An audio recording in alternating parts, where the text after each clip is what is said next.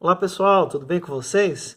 Como prometido, eu vou gravar um videozinho aqui comentando os itens que eu pedi para vocês justificarem as passagens, né?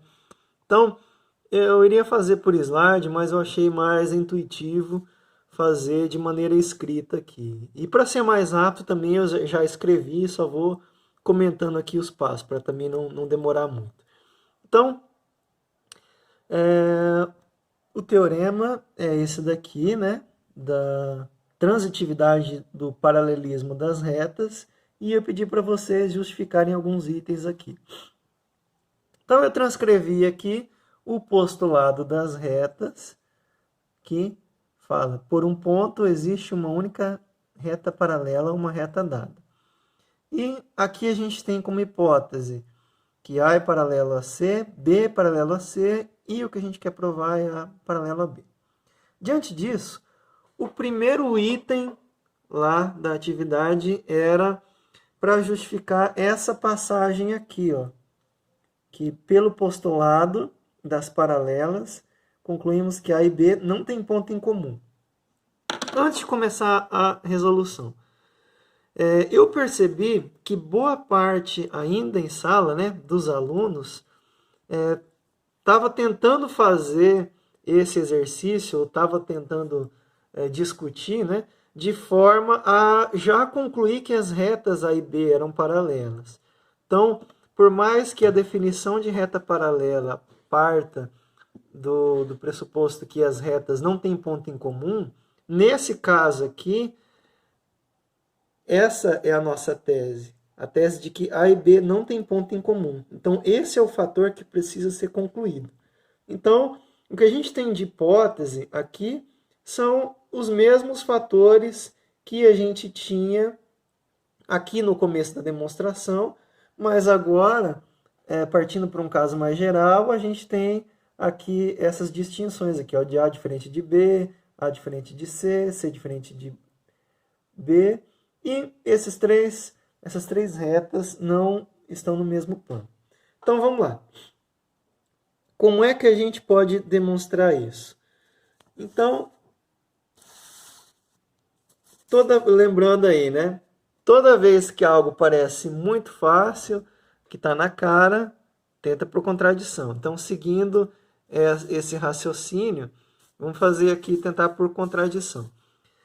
Suponhamos, então, por contradição, que vai existir um ponto x, tal que esse x pertença a A inter B.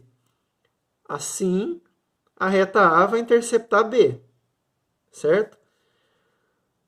Como A é paralela a C, a gente vai ter a reta C também interceptando B. E aí que a gente tem um absurdo, porque B é paralelo a C. Portanto, A e B não tem ponto em comum, certo? Como a gente chegou em um absurdo aqui, o que a gente supôs lá no início é falso. Ou seja, se a gente supôs que existe um ponto, quer dizer que não tem ponto na intersecção. Beleza? Partindo então agora para o próximo item. Então, o próximo item perguntava por que o C, a reta C, pertence à intersecção desses dois planos. Então, vejamos que a resposta dessa pergunta já está aqui no item 2. É justamente a forma como é construída, como é feita essa construção. Então, o que a gente pode observar? Que o plano B é gerado pelas retas A e C. E o plano alfa é gerado pelas retas B e C. Então, o que a gente tem? A gente tem que, por essa construção, C pertence a beta e C pertence a alfa, certo?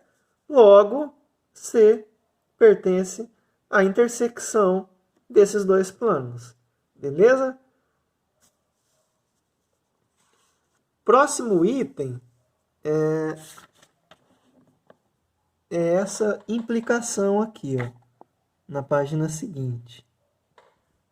Que a gente tem aqui a reta A, que é a intersecção dos planos beta e gama, a reta X, que é a intercepção de alfa e gama, C, que é a intercepção de alfa e beta, e A paralelo a C.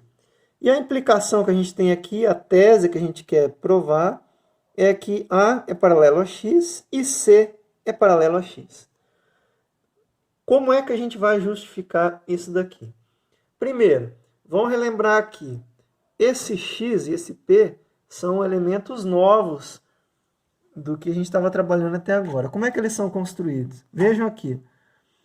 O P é um ponto que pertence a B e o gama é um plano gerado tomando a reta A e esse ponto P. Então, aqui a gente tem a reta A, aqui o ponto P, na reta B, e esse plano aqui é o plano gama, beleza? Então, vamos lá. Como é que a gente pode fazer isso? Novamente, por absurdo. Vamos supor que A intercepta X. Então, assim, vai existir um ponto que está nessa intercepção, certo? De A e X.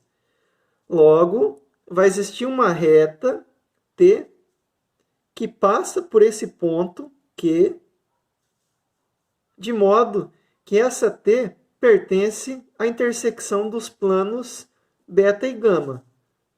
Então, contextualizando até aqui. Voltando aqui na figura do livro. O que a gente está supondo é que essa reta A e essa reta X, elas vão se encontrar. Então, o que a gente fez foi tomar um ponto P como sendo esse encontro, e já que existe um ponto no encontro dessas duas retas, e a reta X pertence ao plano gama, a reta A pertence ao plano beta, então a gente consegue, existindo aqui esse ponto Q, que pertence a essa intersecção aqui das retas A e X, então a gente consegue determinar, por isso, uma reta que vai pertencer à intersecção desse plano gama com esse plano beta aqui, certo? O que vai ser um absurdo. Por quê? Porque essa intersecção já é a reta A, que está aqui. Ou seja, isso quer dizer que não existe ponto Q algum pertencente aí a essa intersecção, e com isso A é paralelo a X. Beleza? Tranquilo até aqui? Maravilha. Então, seguimos. Então, de modo análogo, a gente consegue fazer para o caso de C paralelo a X. Essa mesma forma de construção. Muito bem. Até agora, então, a gente já arrematou todos os itens, destrinchamos aqui as provas, né? E o último item do trabalho perguntava se havia algo mais a ser mencionado. Então, pelas provas que foram feitas aqui, pelos itens, né? Então, a gente já pode observar que tudo que havia para ser justificado aqui foi justamente o que eu pedi no trabalho. Então, não teria nada a comentar da prova. Mas a prova pode ser feita de uma outra maneira. E aí vocês provavelmente vão gostar mais dessa prova, que é menos trabalhosa do que essa que o livro apresenta. Essa aqui eu também vi num outro livro e achei mais interessante. Então vamos lá. Como é que ela é feita? Como eu havia dito, né? Toda vez que você tem algo que aparentemente é óbvio, é muito fácil, você tem essa ideia, a grande chance disso dar certo por contradição é grande. Assim como esse teorema aqui, da transitividade das retas paralelas, certo? Você tem duas retas paralelas com uma terceira, Então, essas duas primeiras são paralelas entre si.